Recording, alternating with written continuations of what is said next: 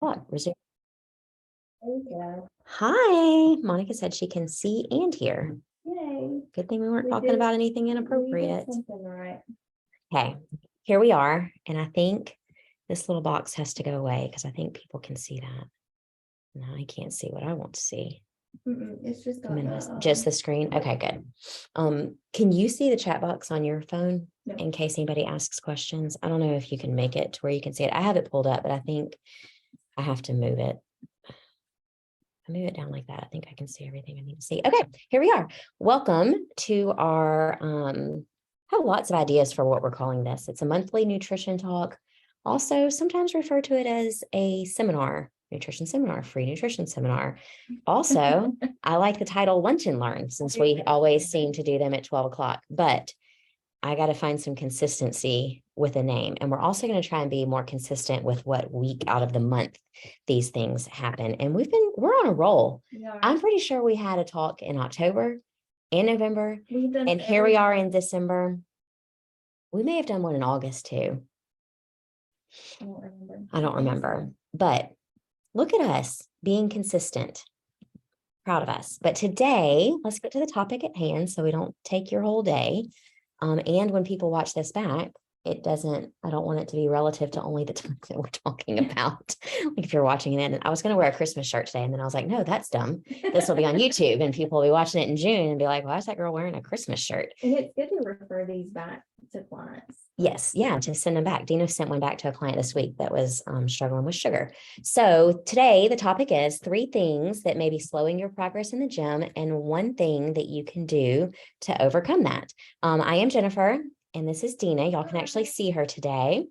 We're nutrition coaches at Bandit CrossFit, and we are super excited that you are here to figure out what that 1 thing is that you can overcome, and maybe some things that you can work on that might be those struggles, those hurdles in the gym. So we operate under Healthy Steps Nutrition, and at Healthy Steps Nutrition, we believe that something as fundamental as nutrition shouldn't be complicated, right?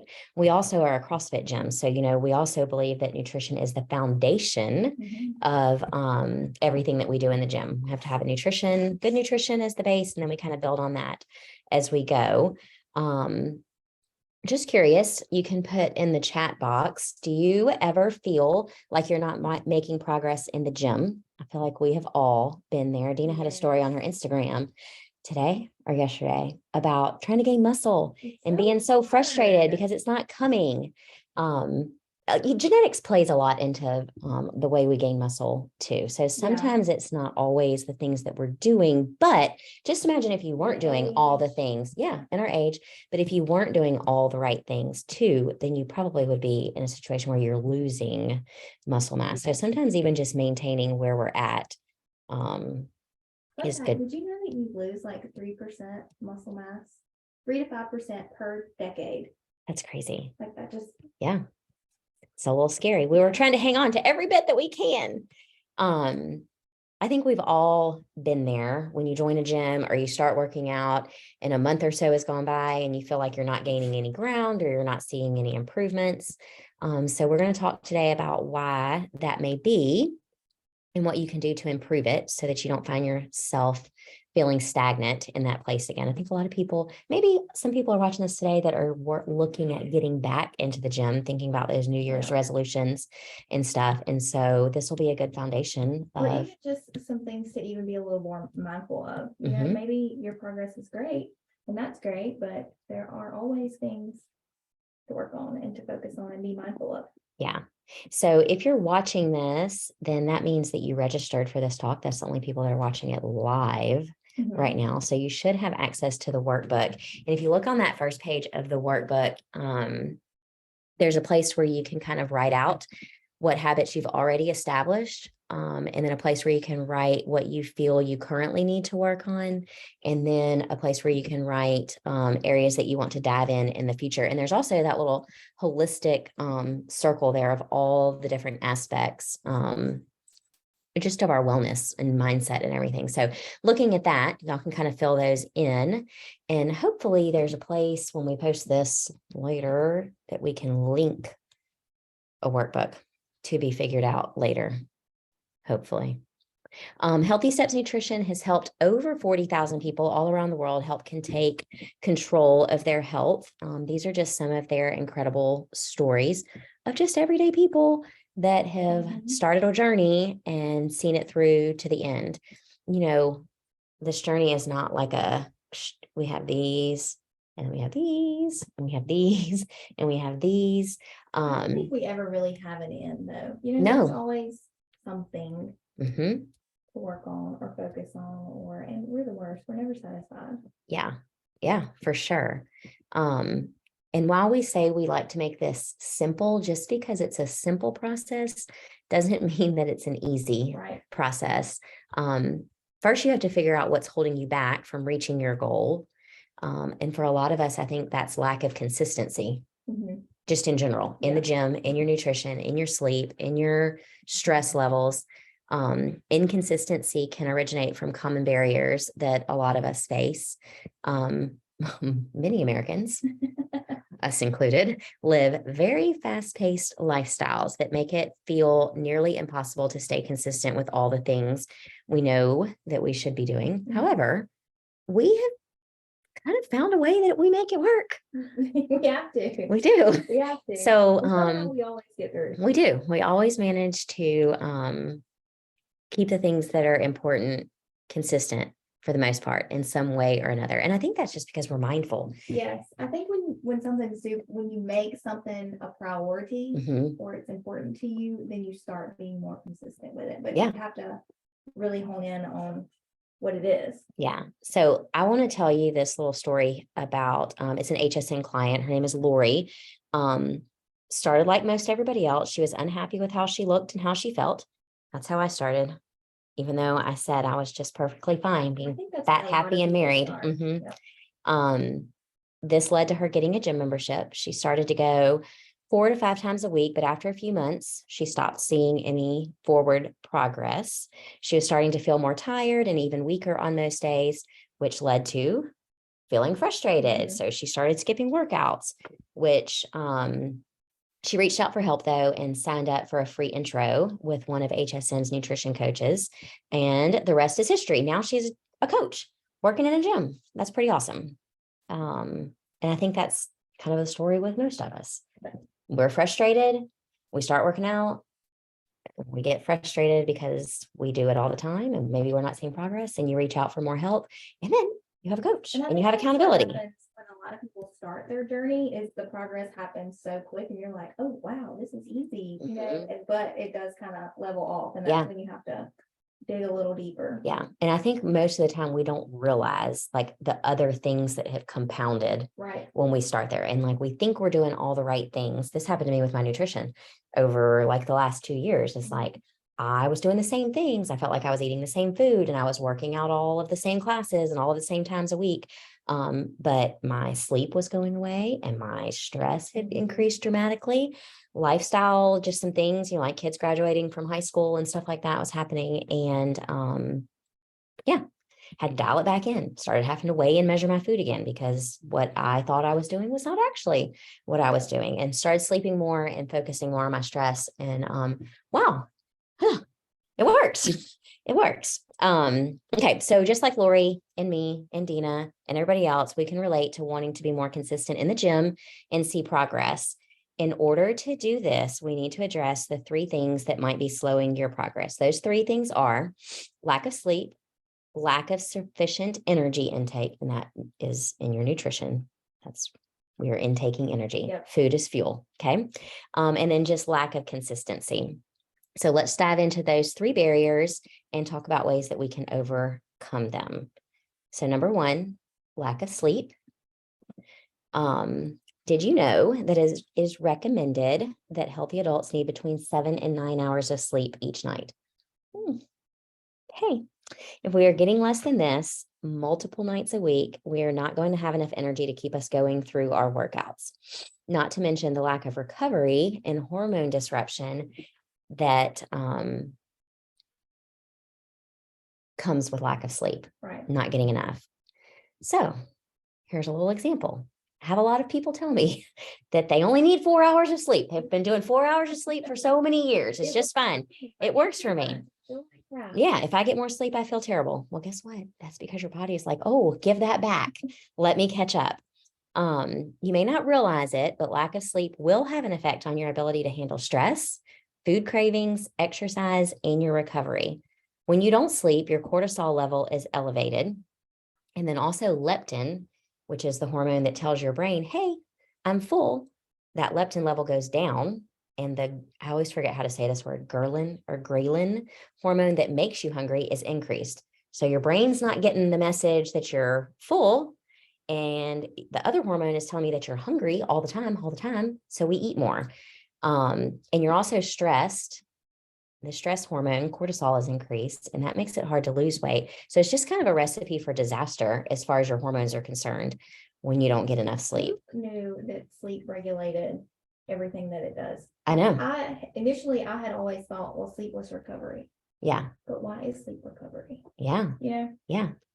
It's got to balance everything. And you may be wondering, how does that directly affect your progress in the gym? That's a great question. If you're not getting that, that's my spot. Sorry. If you're not getting 7 to 9 hours each night, then you won't recover. As you fall deeper asleep, when we get into that deep sleep, blood flow begins to increase, which expedites the process of moving oxygen and nutrients throughout your body. That is what recovers and repairs your muscles, and regenerates your cells, that helps your muscles recover and get stronger over time. So if you're not sleeping enough, you're not going to build your muscle. Yep. Right? And it's also not going to recover.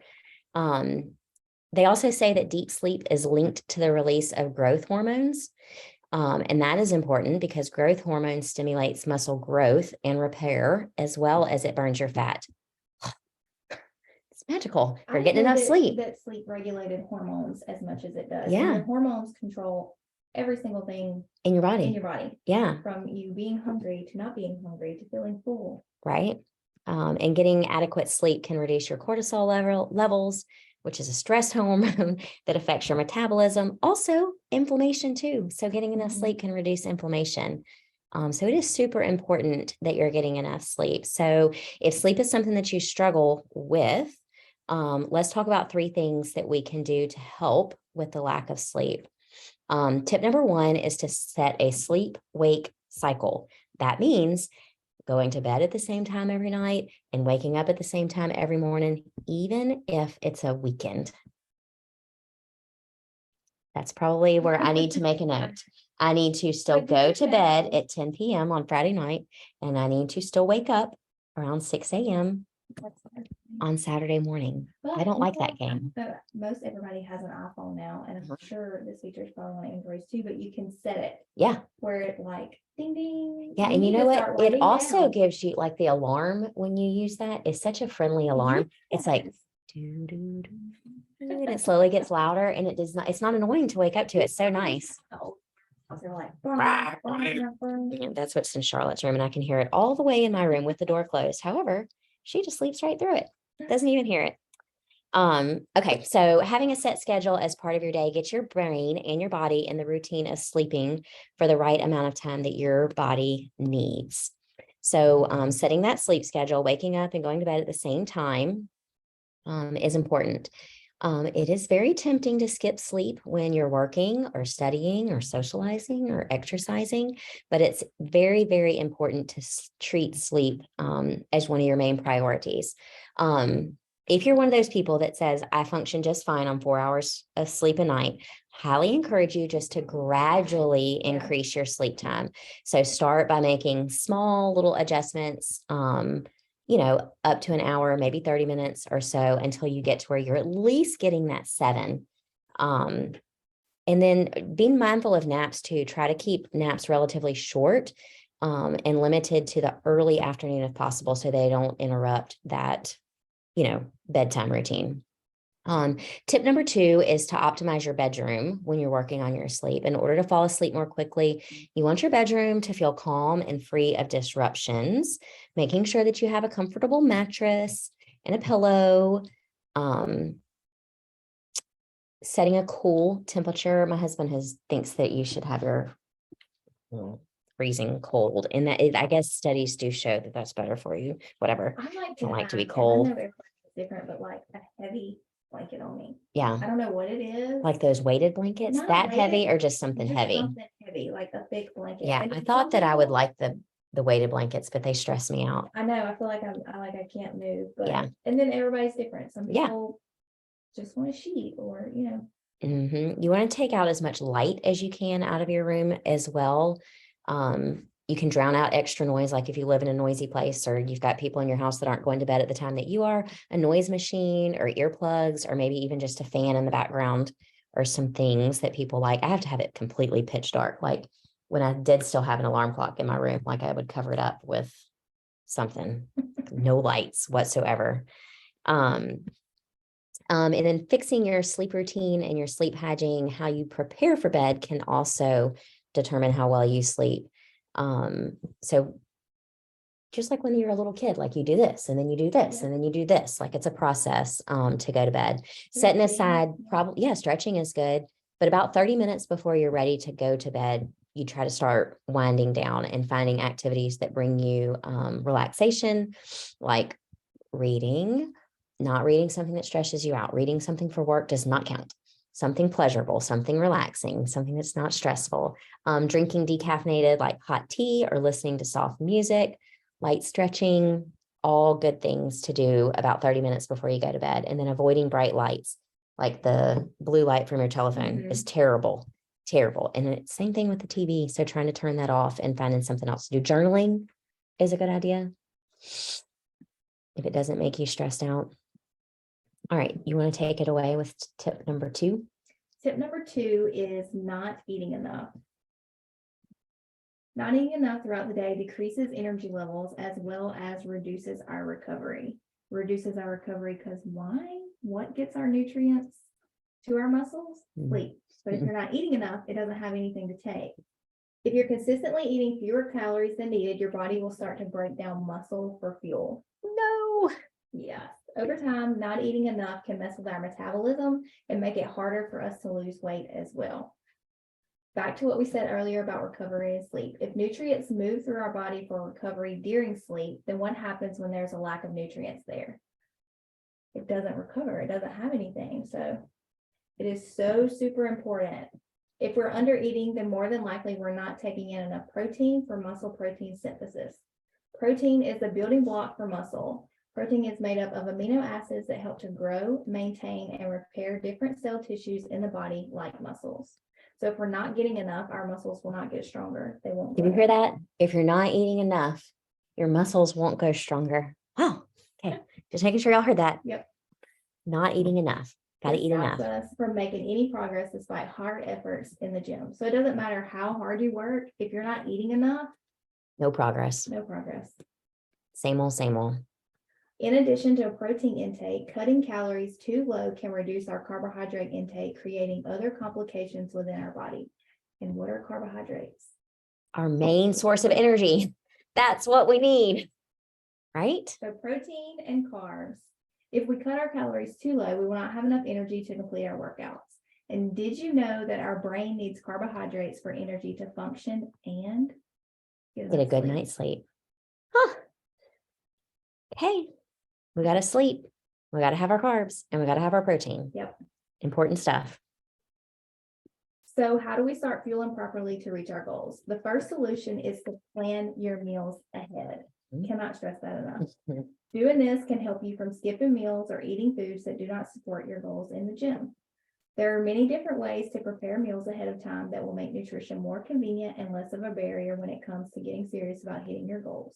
For example, making overnight oats, making, what is it? The egg muffins. Egg muffins are a good one. Or the pulled chicken and the crock pot, so good and so easy. Yep. Don't even have to do anything. Plop it all in there, turn it on, cook your rice, roast your vegetables once in there. Like you don't have to say, what am I going to eat? Oh, well, this is easy. I'm going to pull it out. And it's yummy. And there's 3 different versions of it. Yep. So meals and snacks should contain a balance of protein, carbs, and fats. Fueling right around your workouts is another important way of planning ahead as well. We want to make sure that we are prioritizing protein and carbohydrates after our workouts. Usually within 30 minutes, 45 minutes? 30 minutes, yeah. And liquid sources of these are actually preferred because they are easily digestible. And after you work out, like your body is starving for something. So something as simple as a protein shake that contains around 15 grams of protein and 30 to 45 grams of carbohydrates would be ideal. Yep. Whey protein powder is the fastest absorbing protein and the gold standard for recovery and rebuilding muscle.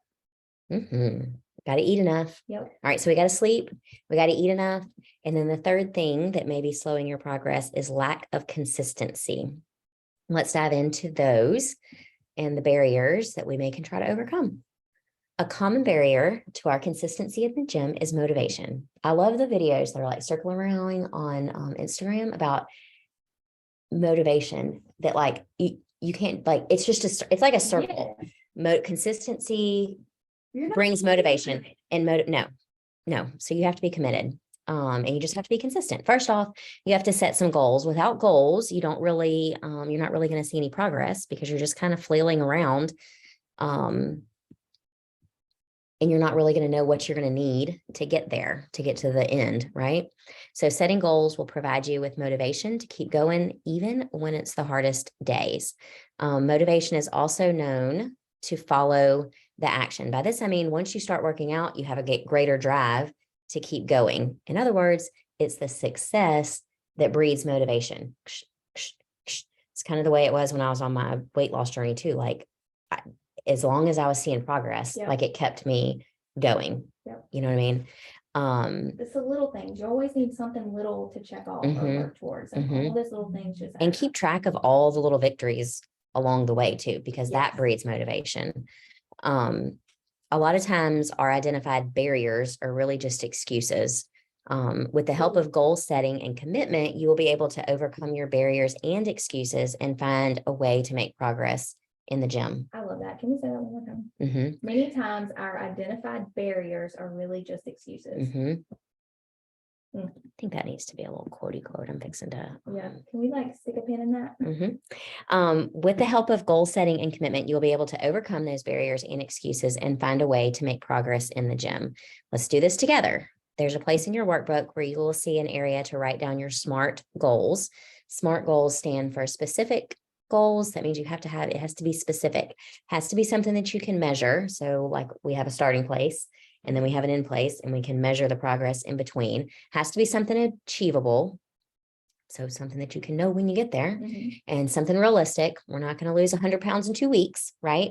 And then we have to put a time cap on it. Like we're going to do this in 3 months. We're going to do this in 6 months. We're going to be here in a year. So there's a place where you can write those down. So it could be something like a weight goal. It could be non-scale related, could be a habit that you're trying to work towards. You do it daily and then eventually it's a habit. It's not a habit right away.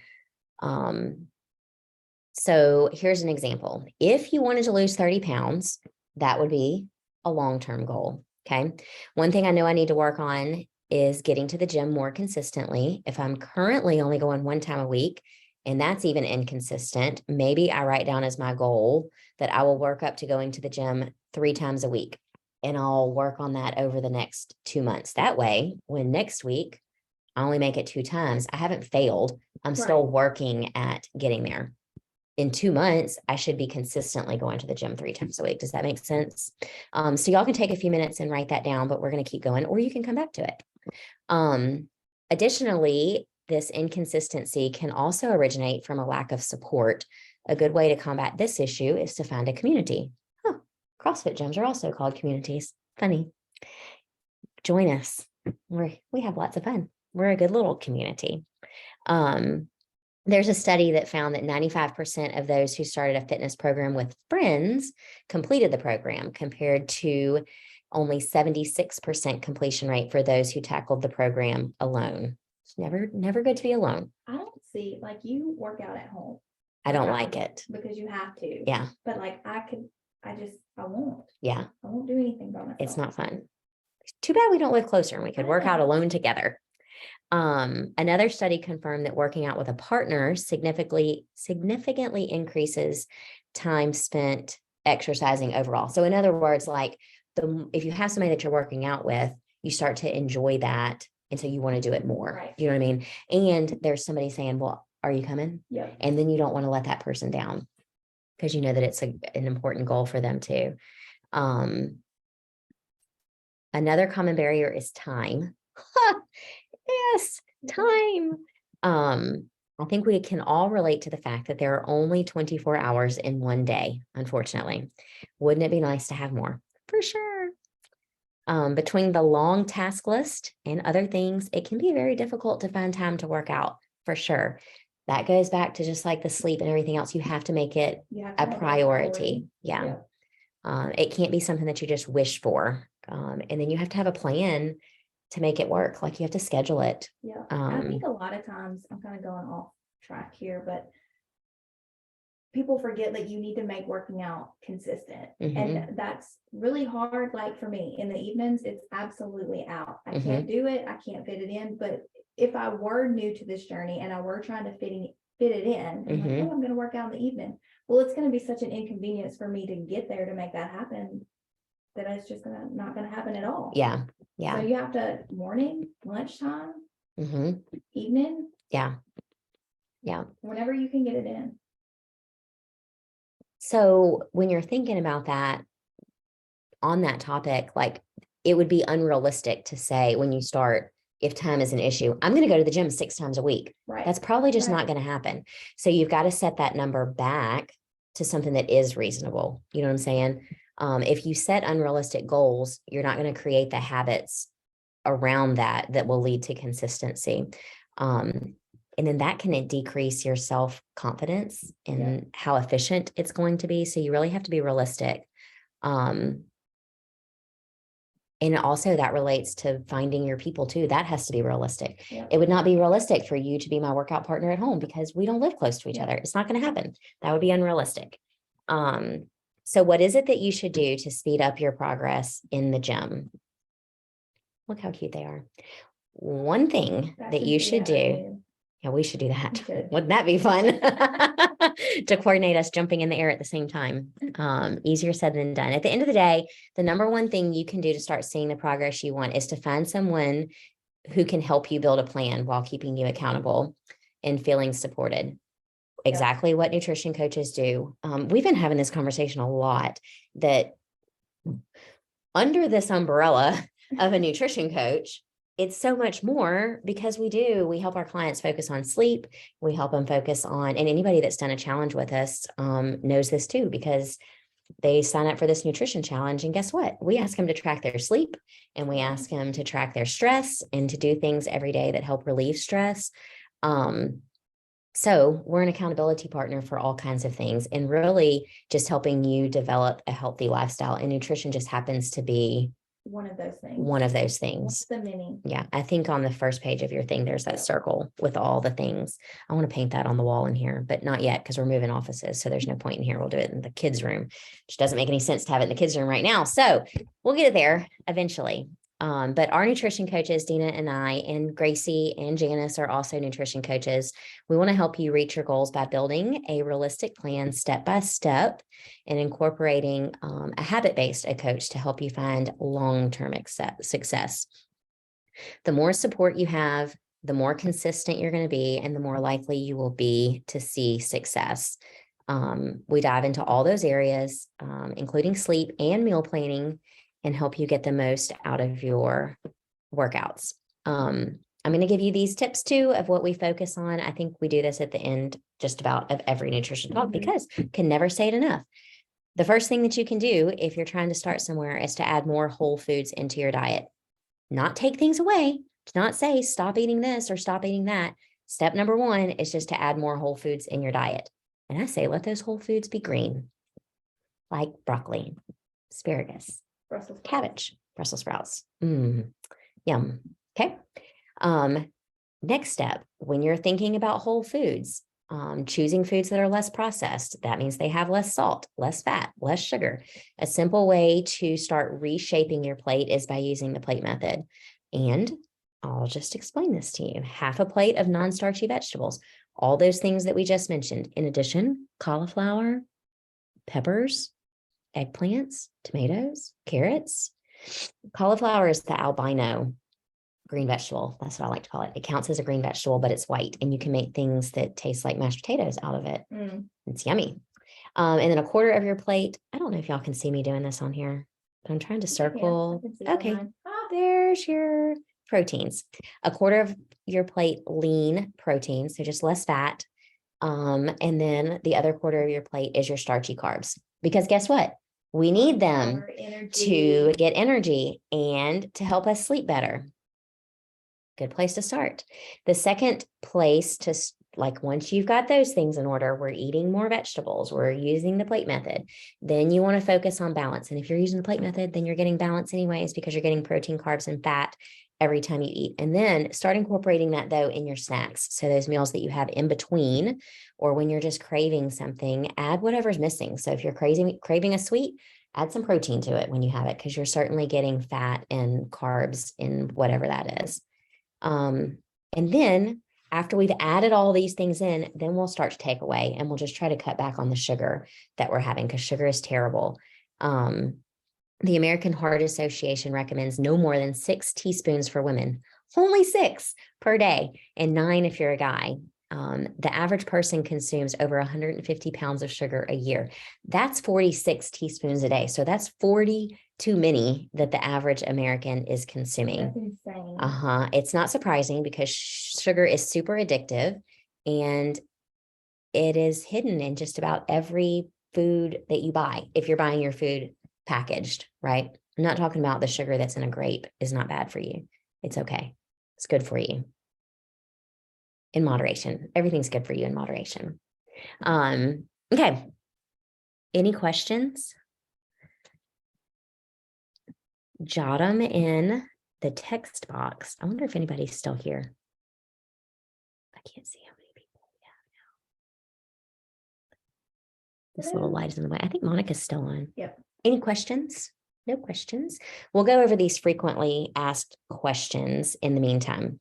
What if you don't like meal prepping because you have to eat the same things for the whole week? I have had a lot of clients that don't like to eat the same thing. I'm lucky, and I will eat the same thing all the time. I don't know if it's because that's what I like, or just because I know I'm too busy to do much different. You know what I mean? Sometimes it's just a matter of what it is. This is a good tip though. Yeah. Give the tip, Tina. The tip is an easy way to avoid eating the same thing every day is to prepare a plain protein. Sounds lame, I know. But you can do like ground turkey or chicken or salmon or beef. And if you cook it plain, then you can always add your flavoring into it. So you pretty much have a different meal every day. Every day. Absolutely. That's a super good tip. You can change your carbs up that are with it, or your veggies, or, Yeah, different seasonings, different sauces. Also, pre-chopping and dicing things when you buy them is a good tip too, to save time during the week. Yeah. And if you keep them separate, like if you prepped your protein and it's plain, and you prepped your carbs and all that separately, your vegetables, and if you did 2 vegetables, you did 2 starches, and then you've got that protein, your chicken or whatever that you can change up, then you can make different meals each day. That way you're not eating the same thing all the time. It's a good tip. Mix and match. What if you don't like vegetables? I hear that from a lot of people. But I say, maybe you just haven't found the way that you like it. Like roasting vegetables. That's my favorite. Mine too. And different seasonings too, that you can add to different vegetables, and they taste different. So experimenting. And just like when you're trying to get your kid to learn how to like something, and the pediatrician tells you that you have to give it to them 15 times, same rule applies for adults. Try it 15 times and then come back and tell me you don't like broccoli. Okay. Keep at it. And I think the less that we consume those processed foods, and the more that we eat the real foods, the more our body starts to like it and crave it. Yeah. Just like with drinking water. I discovered that myself when I was, in this journey, starting this process of, I was like, ooh, yeah, this is weird. This is crazy, but yeah. So then the last question is, where should you start? One thing at a time. Maybe it's something that you already have in mind, or maybe it's one of the things that we discussed today. But again, the bestest and the fastest way to reach your goal is to work one-on-one with a coach, and let them help you build a plan that is right for you, and then provide the accountability to help you stick to your plan. Everybody's different. Everybody's journey is different. Everybody's going to need to focus on something different. It's not a one size fits all. Yeah, everybody has a different starting place, and everybody has different barriers and stuff. And life changes. Like everybody's in a different phase of life. Yeah. But just by trying to be consistent with your sleeping, your eating, and your gym routine, you should increase your confidence and your satisfaction in more areas of your life. So just try to pick something to focus on and start slow. Don't shoot for perfection. And when you have a bad day, don't stop. Just start over again. When you have a bad meal, don't stop. Just get right back on with whatever it is, the next meal. If you have a bad lunch, get right back on at dinner. Okay. We do have openings in nutrition coaching currently. I know some of you might watch this later, so maybe we don't at the time, but maybe we do. So you should reach out. So we'll give you all of the ways that you can sign up. We'll post that somewhere. I don't know how to embed links in YouTube, but I'm sure Janice does. So they're all over there. But anytime you can go to our Instagram and click on our bio, and there's a thing called a link tree, and you can take you right to book an appointment with one of us. If you haven't figured this out yet, we're newbies. We are not technologically advanced. I had to get here 45 minutes early today just so that I could make sure I knew how to turn on a Zoom.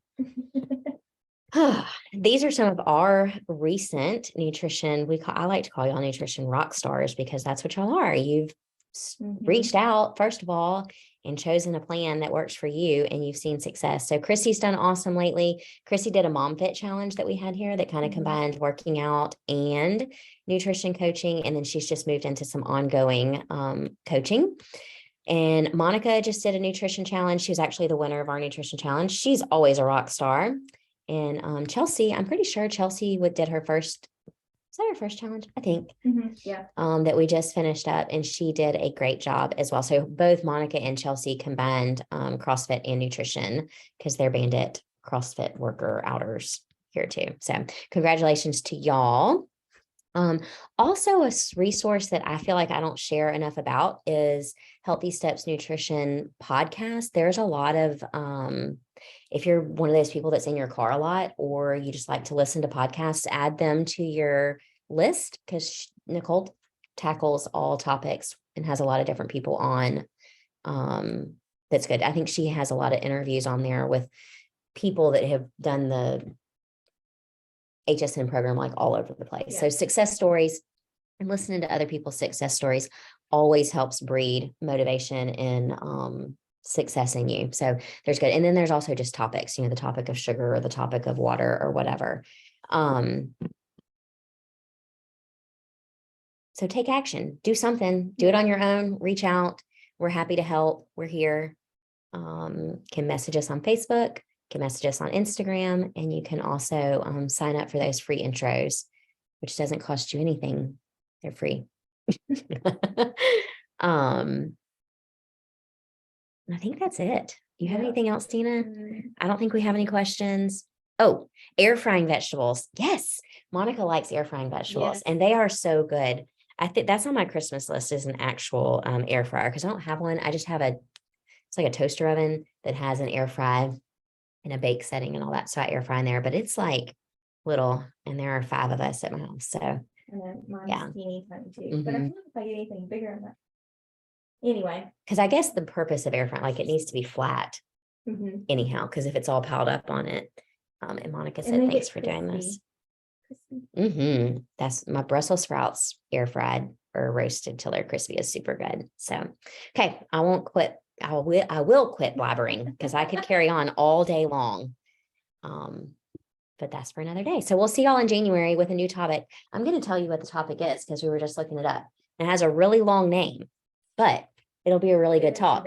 It's 10 health foods that aren't all they're cracked up to be. I'm super interested for this. But then 3 foods that you should be eating. So 10 things that we think are doing us good, but maybe they're not. And 3 things that we definitely want to be eating. Stay tuned. I think we said we're going to do that on January the 9th at 12 o'clock. Yes. And we're going to call it a lunch and learn. Yeah, we're changing the name. I'm going to be consistent in my posting about that. So, all right, y'all have a good day. Let's see if I can figure out how to turn this off.